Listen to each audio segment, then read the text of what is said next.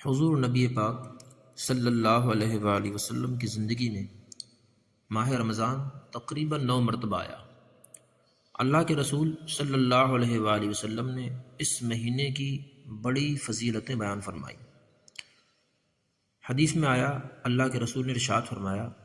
جب ماہ رمضان شروع ہوتا ہے تو آسمان کے دروازے کھول دیے جاتے ہیں، اور ایک روایت میں آیا کہ جنت کے دروازے کھول دیے جاتے ہیں۔ آسمانوں کے دروازے کھولنے کا مطلب مقصد یہ کہ برکت اور رحمت کے دروازے کھول دیے جاتے ہیں، یعنی جہنم کے دروازے بند کر دیے جاتے ہیں اور اس میں سے کوئی بھی دروازہ نہیں کھولا جاتا، یہاں تک کہ اللہ کے رسول نے ارشاد فرمایا کہ جنت کے سارے دروازے کھول دیے جاتے ہیں تو ان میں سے بھی کوئی پھر بند نہیں کیا جاتا، اور منادی پکارتا رہتا ہے، اے خیر طلب کرنے والے توجہ کر، تجھے خیر دی جائے گی، اور اے شر کرنے والے، اے برائی کرنے والے، تو رک جا، باز آ جا۔ کہ کچھ لوگ جہنم سے آزاد ہوتے ہیں اور یہ ہر رات ہوتا رہتا ہے۔ پھر دوسری سعادت کی بات یہ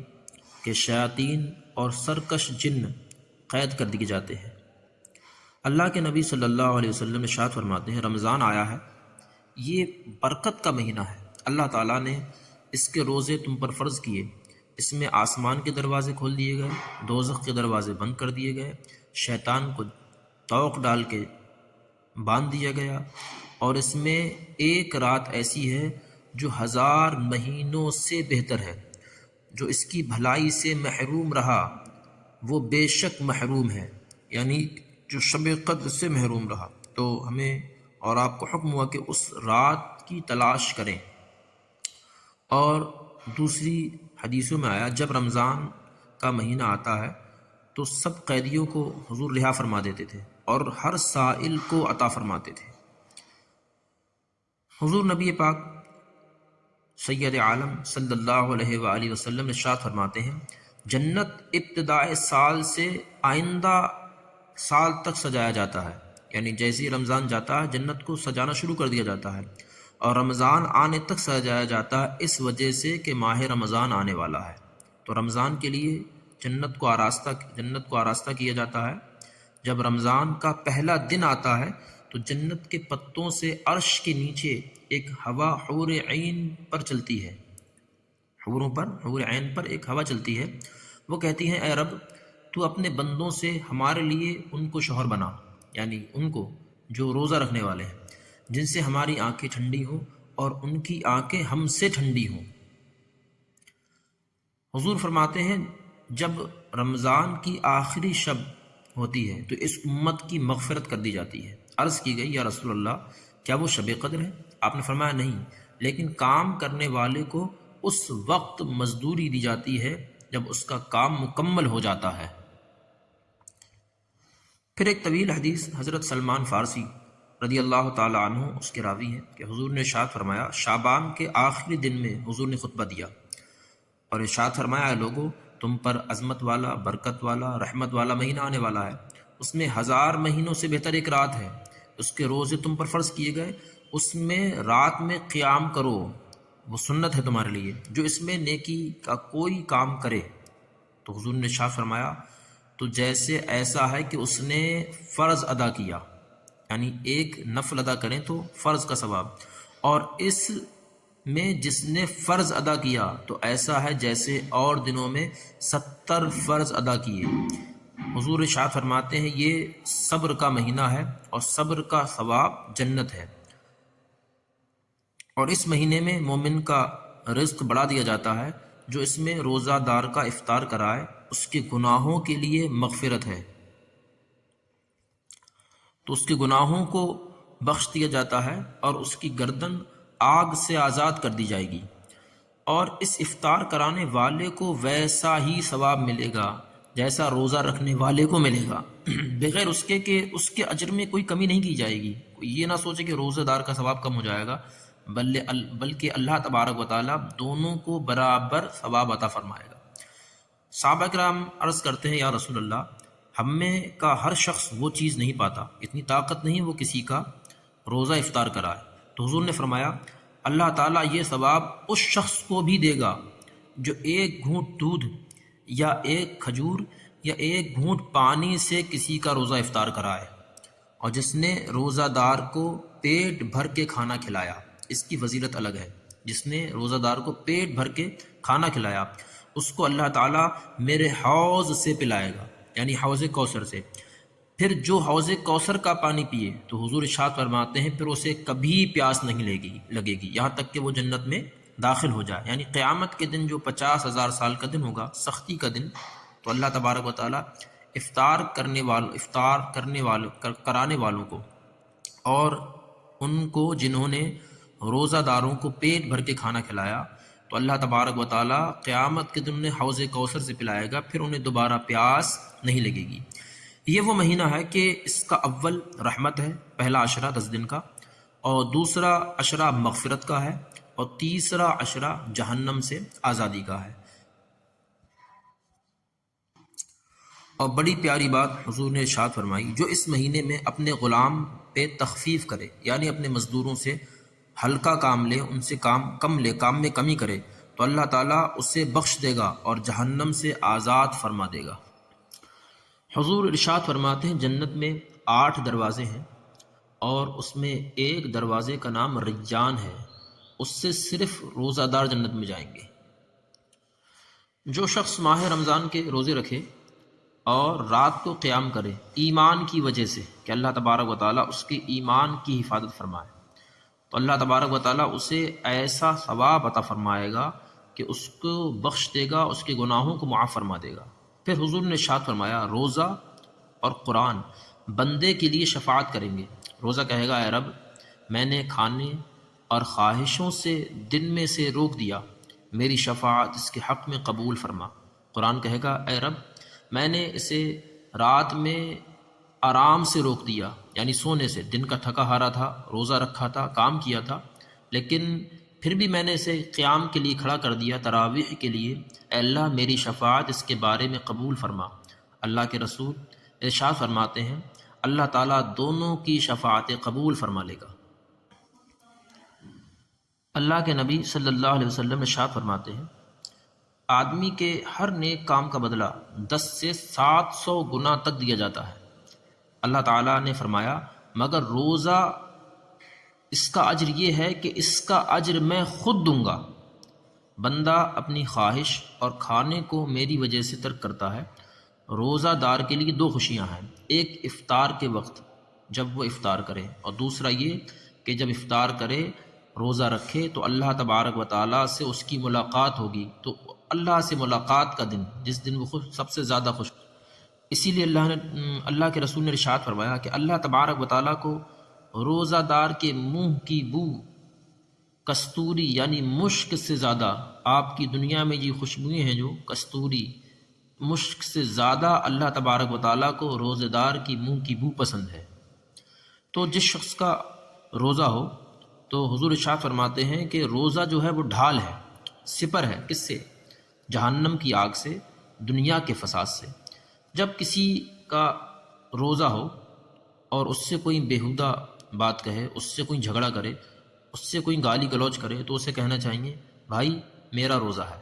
بھائی میرا روزہ ہے۔ حضور نے یہ 2 مرتبہ کہنے کا حکم فرمایا کہ اس سے کہو میرا روزہ ہے۔ اور جس کا روزہ ہو، حضور نے ارشاد فرمایا فلا یرفس ولا تجہل، جس کا روزہ ہو اسے چاہیے کہ وہ فاحشہ گندی باتوں سے اور جہالت سے اپنے منہ کو پھیر لے۔ ایک اور طویل حدیث میں اللہ کے رسول نے ارشاد فرمایا کہ اعمال 7 قسم کے ہیں، 2 عمل واجب کرنے والے ہیں، یعنی وہ کام کیے جائیں تو 2 چیزیں واجب ہو جاتی ہیں، اور 2 کا بدلہ آپس میں برابر برابر ہے، اور ایک کام ایسا ہے جس کا بدلہ 10 گنا دیا جاتا ہے۔ پھر ایک کام، چھٹا کام ایسا ہے کہ اس کا بدلہ 700 گنا دیا جاتا ہے، اور 7واں کام ایسا ہے جس کا ثواب اللہ کے سوا کوئی نہیں جانتا۔ پہلے 2 کام، ایک یہ کہ جس نے اللہ تبارک و تعالیٰ کی خالص عبادت کی، اس میں کوئی ریاکاری نہیں، اخلاص کے ساتھ، اخلاق کے ساتھ اس نے عبادت کی، اللہ کا شریک نہ ٹھہرایا، تو اس پر جنت واجب کر دی جاتی ہے۔ تو پہلا عمل جو واجب کرتا ہے وہ یہ کہ اخلاص اور خلوص کے ساتھ عبادت کی جائے، روزہ ہو چاہے وہ نماز ہو، تو اس سے جنت واجب کر دی جاتی ہے۔ دوسرا یہ جو خدا سے اس حال میں ملا کہ اس نے اللہ کا شریک ٹھہرایا تو اس پر جہنم واجب کر دی جاتی ہے، یعنی کفر کیا، نفاق کیا، شرک کیا تو اس پر جہنم واجب کر دی جاتی ہے۔ تیسرا یہ عمل اور چوتھا عمل جو برابر برابر ہے، کتنی بڑی فضیلت ہے امت محمدی صلی اللہ علیہ وآلہ وسلم کی، جس نے برائی کی تو اس کو ایک ہی برائی کا بدلہ دیا جائے گا، ایک ہی گناہ کی سزا دی جائے گی، اور جس نے نیکی کا ارادہ کر لیا، حضور فرماتے ہیں جس نے نیکی کا ارادہ کیا مگر ابھی عمل نہ کیا، پھر بھی اللہ تعالیٰ اسے ایک نیکی کا ثواب عطا فرمائے گا، برابر رہیں۔ تیسرا پانچواں عمل جس نے نیکی کی، اللہ تبارک و تعالیٰ اس کو اس کا 10 گنا عطا فرمائے گا۔ من جاء بالحسنۃ فلہ عشر امثالھا، تو یہ اس کی فضیلت بتائی گئی، جس نے نیکی کی اس کو 10 گنا دیا جائے گا، اور ایک وہ نیکی جس کا 700 گنا دیا جائے گا۔ تو حضور نے ارشاد فرمایا کہ اللہ کی راہ میں 1 درہم یا 1 دینار خرچ کرے تو اللہ تبارک و تعالیٰ اسے اس کا 700 گنا عطا فرمائے گا، یعنی 1 روپیہ خرچ کرنے پر اللہ تبارک و تعالیٰ اس کی نیکیاں 700 گنا عطا فرمائے گا۔ پھر حضور نے فرمایا 7واں عمل وہ ہے جو شخص روزہ رکھے، روزے کا ثواب کیا ہے یہ اللہ تعالیٰ ہی بہتر جانتا ہے، اور اللہ تبارک و تعالیٰ ارشاد فرماتا ہے روزے کا بدلہ میں خود ہوں، بندہ جب میرا دیدار کرے گا تو اسے یہ روزے کا بدلہ دیا جائے گا۔ حضور نے ارشاد فرمایا جب کوئی شخص اپنا روزہ مکمل کرے تو اللہ تبارک و تعالیٰ اس کو جہنم سے اتنا دور کر دے گا کہ ایک کوے کا بچہ ہو، وہ پیدا ہوا اور وہ اڑتا رہا بوڑھا ہو گیا، یہاں تک کہ بوڑھا ہو کے مرا، جتنا وہ چلتا رہا، دوڑتا رہا، اڑتا رہا، اتنے ہی دنوں تک اتنی ہی جگہ خالی ہوگی کہ اللہ تبارک و تعالیٰ اتنا اس کو ثواب عطا فرمائے گا۔ اور حضور نے ارشاد فرمایا روزے کی فضیلت میں، اگر کسی نے 1 دن کا نفل روزہ بھی رکھا اور زمین بھر اسے سونا دیا جائے، جب بھی اس کا ثواب پورا نہ ہوگا، اس کا ثواب قیامت کے دن ہی ملے گا۔ اور نبی رحمت صلی اللہ علیہ وآلہ وسلم نے ارشاد فرمایا ہر چیز کی زکوٰۃ ہے اور بدن کی زکوٰۃ روزہ ہے۔ اور حضور نے ارشاد فرمایا جو یہ صبر ہے نا، صبر کرو آپ سے جو کہا جاتا ہے، تو جو شخص روزہ رکھے تو اللہ کے رسول ارشاد فرماتے ہیں وہ آدھے صبر کو پہنچ جاتا ہے۔ تو روزہ رکھنا آدھا صبر ہے۔ اور ایک روایت میں ہے اللہ تبارک و تعالیٰ روزے دار اور جہنم کے بیچ میں ایسی خندق بناتا ہے جس کا فاصلہ اتنا ہے کہ زمین اور آسمان کے درمیان جو فاصلہ ہے، روزہ دار کو جہنم سے اتنا دور کر دیا جاتا ہے۔ ایک حدیث میں آیا اللہ کے رسول نے ارشاد فرمایا کہ کوئی شخص اللہ کی راہ میں نکلے اور اپنا تیز گھوڑی کو رفتار کے ساتھ 100 برس تک دوڑاتا رہے، جتنا وہ دوڑا جہنم اور روزہ دار کے درمیان اتنا دوری کر دی جاتی ہے۔ پھر حضور نے ارشاد فرمایا 3 شخص ایسے ہیں جن کی دعا کبھی رد نہیں کی جاتی۔ پہلا روزہ دار جس وقت افطار کرتا ہے اور دعا کرتا ہے اس کی دعا رد نہیں کی جاتی۔ دوسرا وہ شخص جو بادشاہ ہے، حکمران ہے، پھر بھی عہدے ہونے کے باوجود بھی انصاف سے کام لیتا ہے، لوگوں کے ساتھ انصاف کرتا ہے، لوگوں کے ساتھ بھلائی کرتا ہے، تو حکمرانوں کا عادل ہونا، جو حکمران عادل ہو اللہ اس کی دعا قبول فرماتا ہے۔ اور تیسری دعا حضور نے فرمایا مظلوم کی دعا،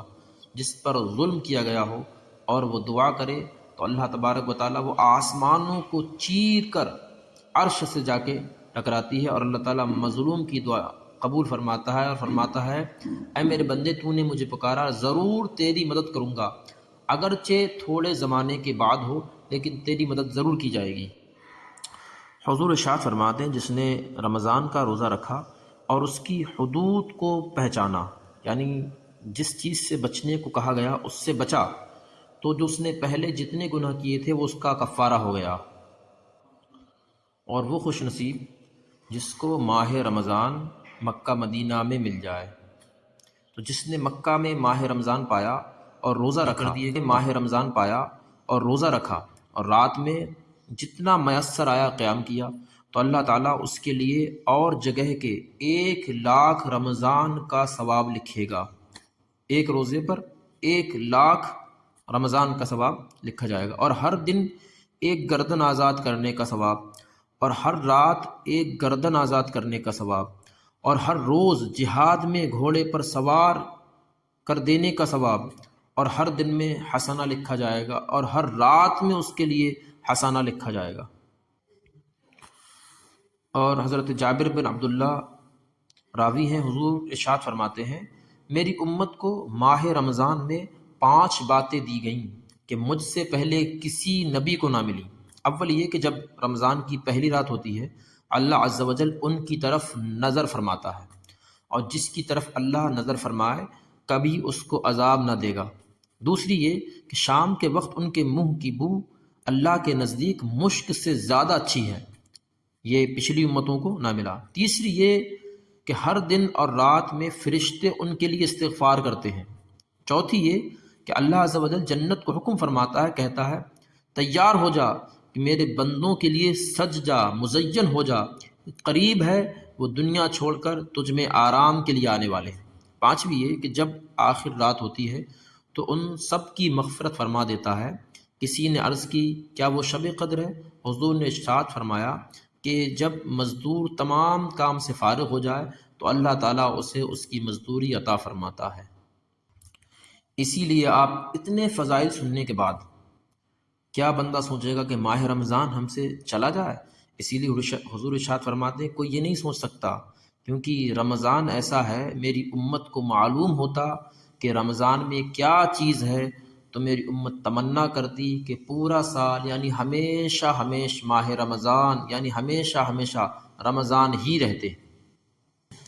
اللہ رب العزت ہمیں اس مہینے کا ادب کرنے کی توفیق عطا فرمائے، اور اس کی برکتیں، رحمتیں، مغفرتیں اللہ تعالی ہمیں سب عطا فرمائے۔ لا الہ الا اللہ محمد رسول اللہ صلی اللہ علیہ وسلم۔ استغفر اللہ ربی من کل ذنب واتوب الیہ۔